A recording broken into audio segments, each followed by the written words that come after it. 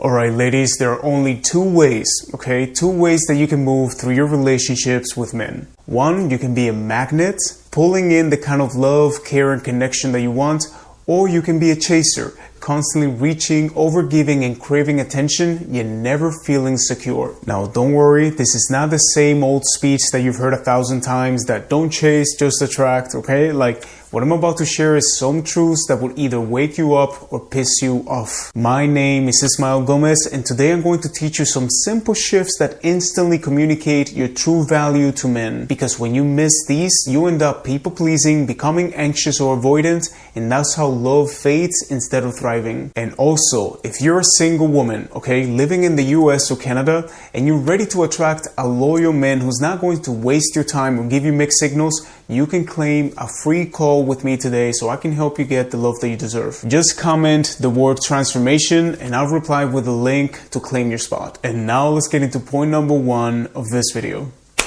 Number one, thinking versus action. So imagine that you want to become a great dancer, And option one is that you stand in front of the mirror every day and you repeat 1,000 affirmations. I'm a great dancer. I'm a great dancer. On the other hand, option two would be that what if you actually take lessons every week, practicing after work with some real teachers? Now, I want you to take a second and think about which one of these two versions do you think is going to help you become better at dancing, because this same principle applies to love. So many of you tell me that you want a high quality man, but you never leave the house, and you say that dating apps are useless because you've had a couple of bad experiences, and then you wonder why nothing really changes. And then what usually happens is that one day you finally meet a guy who you're kind of attracted to and he shows you some attention, and because your mindset is stuck in scarcity, that one man is going to feel like the only amazing option that you have, and suddenly you're chasing him like he's your soulmate, your twin flame, when really it's just you desperately craving a connection. That being said, yes, mindset matters, thinking the right way matters, but if all you do is sit around overthinking, analyzing every little detail, stuck in paralysis by analysis, nothing in your life is going to change. And the moment that you start interacting with men, they're going to feel a heavy, suffocating energy instead of a confident, magnetic one. Number two, emotional regulation. When you can't regulate your emotions, you almost always end up chasing. I mean, think about it. If a man doesn't text you back and suddenly your fear of abandonment kicks in, your chest tightens, your mind races, and before you know it, you're typing a long message or double texting just to ease the anxiety. And that is not love. That is just your nervous system trying to control a trigger. And this is why so many women slip into chaser energy. When you don't have the skills and the tools to handle conflict between you and a man, you try to fix it by controlling him. And suddenly the relationship becomes a project. And without realizing it, you shift out of the lover role and into the mother role. Or sometimes you swing to the other extreme. This also happens that you start acting like you don't care, you avoid, you pull back, but inside, every little thing that he does still triggers you. But here's what I want you to understand. True healing or true emotional control is not about hiding from triggers. It's about facing them, feeling them,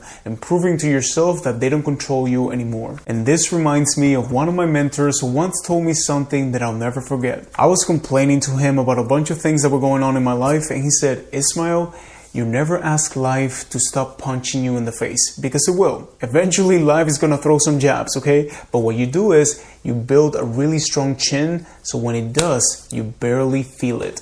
Number three, people pleasing. People pleasing is not kindness, it's not generosity, and it's definitely not attraction. At its core, people pleasing is chasing. You're bending, adjusting, and overgiving in hopes of being accepted or not losing access to something or someone. But the problem is that every time that you do this, you're sending the message that your value is conditional, that you're going to work for someone's approval instead of expecting their effort. And listen, I hate that it works this way, but it is what it is, that when people see that, it's going to signal low value. Now, I know that you might be thinking, but Ismael, I'm just being kind. Doesn't that make me more attractive? And yes, kindness is a beautiful trait, but you need to understand that a man doesn't fall in love with the woman who gives him the most. he falls in love with the woman he's most afraid to lose. And if you think that people pleasing is going to make people like you more, it doesn't, okay? It makes them comfortable, not committed. Now, what nobody tells you is that sometimes people pleasing is going to feel wonderful. You know, you feel needed,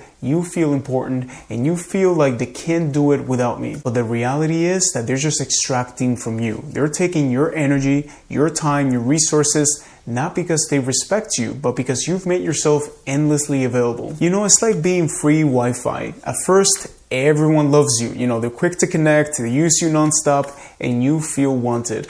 But the moment that there's a storm and your signal is not strong enough, let's see who truly appreciates you or who starts complaining that you suck. And that is the truth of people pleasing, that people don't love you, they love the service or validation that you're providing. Number 4, receiving from within. Reality can only give you what you're already given to yourself first, okay? If you want to receive love, be love. If you want to be appreciated, appreciate yourself. Otherwise, how are you going to know when somebody's giving you the real thing if you're never giving it to yourself? Before anything exists physically, it must exist vibrationally. You must embody the energy of what you desire before it materializes. When you do this, you stop looking for external validation, and that's when men are magnetically attracted to you. And let me give you an example, okay? So pay close attention because I want you to understand this. Imagine your favorite song, okay? The one that you always dance to, that fills you with peace and love. Now, what if you believed that you could only feel those emotions when the song played on the radio? Meaning that